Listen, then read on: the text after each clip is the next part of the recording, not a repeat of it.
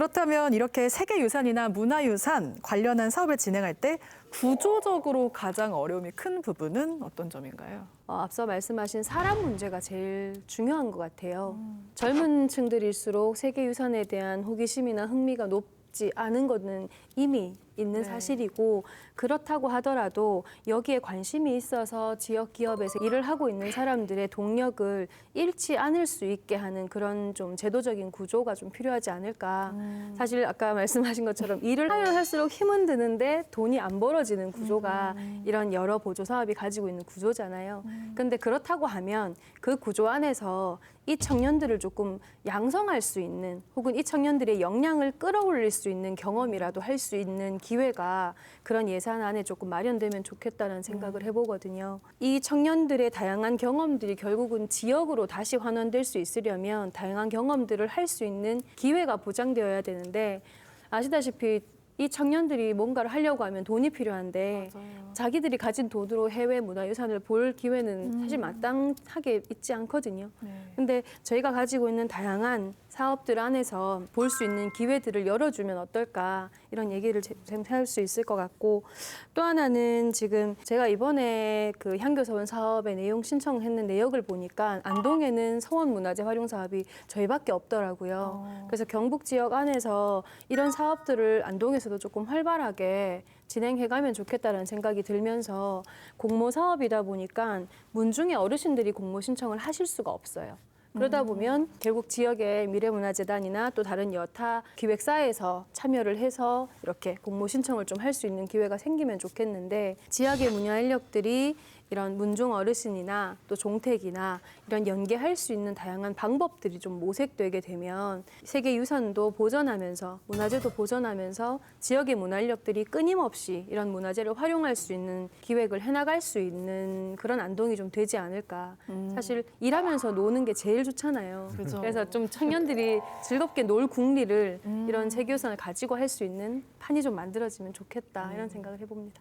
그래서 아까 귀한 줄 모른다 하셨던 네, 거죠? 제가 한 가지만 꼭 강조하고 싶은 게 있는데, 그 안동의 인구가 15만이 조금 넘습니다. 이 세계 문화유산들을 많이 보유하고 있어서 이 지역의 청년 문화예술인이나 문화기획자가 많은 게 아니거든요. 안동대학교라고 하는 이 청년들이 모이는 베이스가 있었고, 여기에서 나온 청년들이 이 상당히 많은 지역의 애정을 가지고 새로운 기획들을 만들어 나갔던 건데, 이런 제안을 좀 하고 싶습니다. 이제 안동대의 신입생 모집 결과가 나오면 특히 그중에 민속학과의 그 신입생 충원이 굉장히 어렵다라고 매년 나오고 있는데, 이 청년들이 무형문화 자산들이에요. 그죠. 안동을 만드는.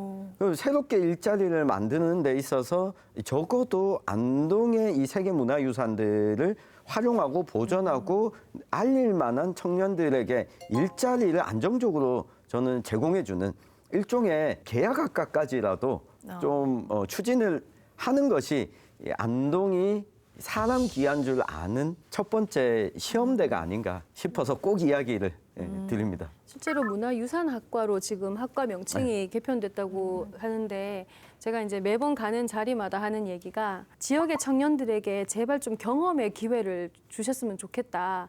돈을 달라고 하지 않겠다. 지역의 청년들이 적어도 자기가 시간과 자기 에너지를 써서 어떤 노력을 할 작정이 되어 있는 청년들을 대상으로 그 청년들이 안동의 매력을 가질 수 있게, 느낄 수 있게 하는 계기를 안동이 계속 만들어주면 안 떠나고 있지 않을까, 이런 생각을 했거든요. 이 부분은 우리 시가 예산으로 뒷받침하지 않으면 절대 불가능한 일이죠. 각 단체들에서는 그런 인력과 같이 협업도 하고 싶고 후배를 한번 키워보고도 싶은데, 우리 문화 관련 단체들이 보면 굉장히 열악하거든요. 한편 우리 이제 바이오 산업과 관련해서는 안동형 일자리를 이렇게 진행하고 있는 것처럼 문화예술, 또 전통문화 관계된 부분들은 어쩌면은 하나의 제2의 안동형 일자리 형태로 해서 경험도 쌓고 하는 그런 일들을 했으면 좋겠네요.